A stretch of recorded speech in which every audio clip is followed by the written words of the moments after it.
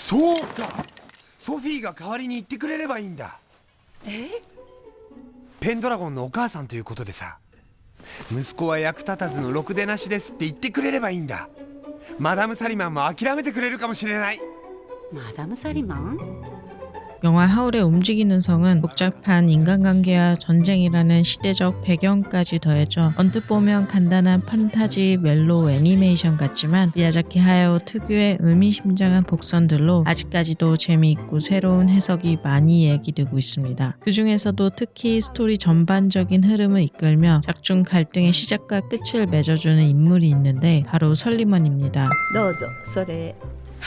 이 설리먼은 하울의 학생 시절 스승이자 킹스베리 왕실 마법사로 지금은 하울이 가장 두려워하는 인물이기도 합니다. 첫 등장에서 그녀는 소피와 대면합니다. 선한 인상과 온화하고 기품 있는 말투로 정중하게 소피를 대하는 한편 초반 소피에게 할머니로 변하게 하는 고약한 마법을 걸어 악역으로 등장했던 황야의 마녀의 힘을 강제로 빼앗았습니다. 그리고 마지막엔 너그러우면서도 털털한 듯 전쟁을 마무리 지으면서 하울 일행의 해피엔딩을 서브하는 듯한 역할로 보이지만 사실 그녀는 냉혹하며 잔인한 성격의 소유자입니다. 이를 뒷받침할 만한 작중 행적들이 여러 번 나오는데 예를 들면 굳이 전쟁 싫다는 하울을 끈질기게 불러내는 그녀의 고집과 왠지 모르게 불쾌하리만큼 하울과 닮아있는 그녀의 수화들을 보면 어쩐지 하울에게 정상 범주 이상으로 집착을 하고 있는 듯한 느낌을 받습니다. 또한 하울의 위치를 파악하기 위해 스파이로 소피의 엄마를 이용한다든지 소피에게 하울을 데려오라고 설득할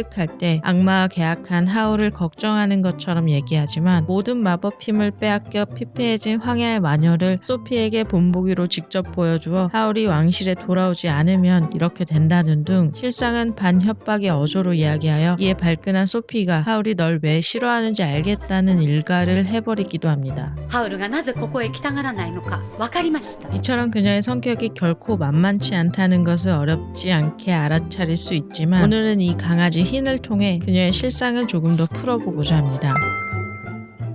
흰은 설리먼의 시종견으로 하울의 부탁으로 소피가 왕실로 향할 때 은근슬쩍 소피에게 접근합니다.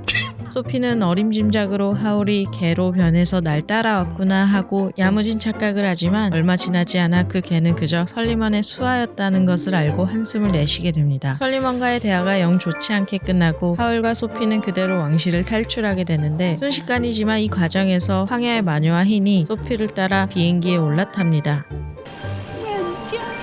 이 시점에서부터 흰은 소피를 따라다니며 마지막 설리먼에게 보고를 한 후에도 더 이상 왕실로 돌아가지 않고 하울 일행과 지내게 됩니다. 흰은 설리먼의 수하였지만 이렇다 할 마찰이나 갈등 없이 설리먼에게서 벗어나 나름의 해피엔딩을 맞이하게 되는 캐릭터입니다. 하지만 흰 또한 잔인한 설리먼의 피해자였습니다. 바로 흰이 과거에 인간이었고 어떤 계기 또는 사건으로 인해 설리먼에게 저주를 받게 됩니다. 마치 황야의 마녀가 소피를 할머니로 변하게 하였듯 설리먼도 흰을 개로 변하게 만든 것입니다. 흰이 과거 인간이었다는 것은 몇 가지 사실을 통해 알 수 있습니다. 먼저 미야자키 하야오 감독의 영화 이미지보드 초안을 보면 흰이 인명견의 모습을 하고 있습니다. 게다가 저스틴이라는 이름을 쓰고 있는데 저스틴은 원작에서 등장하는 이웃나라 왕자의 이름입니다. 원작에 등장하는 사람의 이름을 그대로 쓴 것은 우연이 아니라 흰이 사실은 사람이었다는 설정을 염두에 두었다라고 추측할 수 있습니다. 또한 영화 장면에서도 흰이 인간이라는 힌트를 얻을 수 있는데 소피가 왕실에 방문하기 위해 수많은 계단을 오르는 장면이 있습니다. 이 장면에서 소피는 흰이 하울인 줄 알고 흰을 들고 계단을 오릅니다. 이때 소피는 흰을 매우 무겁게 들고 올라가는데 단순히 소피가 할머니이기 때문에 흰을 무겁게 드는 것이라고 생각하기에는 앞서 소피가 보여준 피지컬과는 좀 다릅니다. 하울의 욕실을 마음대로 청소했다가 아름다움을 잃어버려 삐져버린 하울이 그대로 그 자리에 굳어버리자 소피는 하울을 부축하여 2층 욕실까지 올려다 주기도 했습니다. 물론 가녀린 하울이었기 때문인 점도 있지만 어쨌든 소피가 흰을 무겁게 드는 것은 단순히 흰이 뚱보개라는 것을 부각시키는 것이 아니라 사실은 인간이 개로 변한 것이기 때문에 성인 남성을 드는 것만큼 무거웠던 것이다 라고 해석하는 것이 더 설득력 있어 보입니다. 마지막으로 모든 갈등이 해소되고 흰은 설리먼에게 연락합니다. 설리먼은 퉁명스럽게 왜 이제서야 연락했냐며 여태 뭐 했냐고 되묻습니다. 흰은 그저 하울 패밀리를 보여줍니다. 그러자 설리먼은 흰에게 이렇게 얘기합니다. ハッピーエンドってわけね。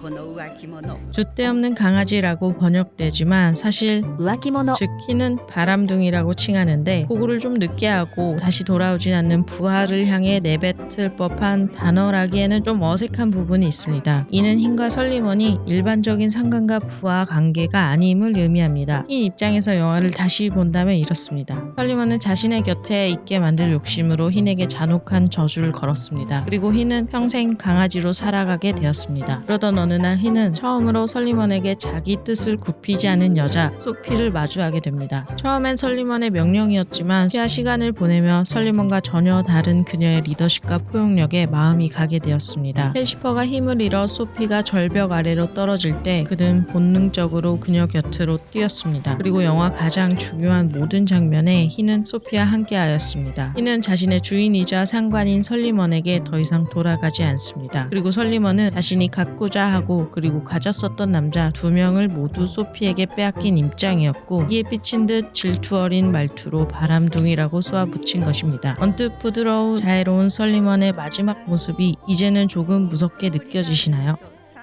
오늘도 시청해주셔서 감사합니다. この馬鹿げた戦争を終わらせましょう。はい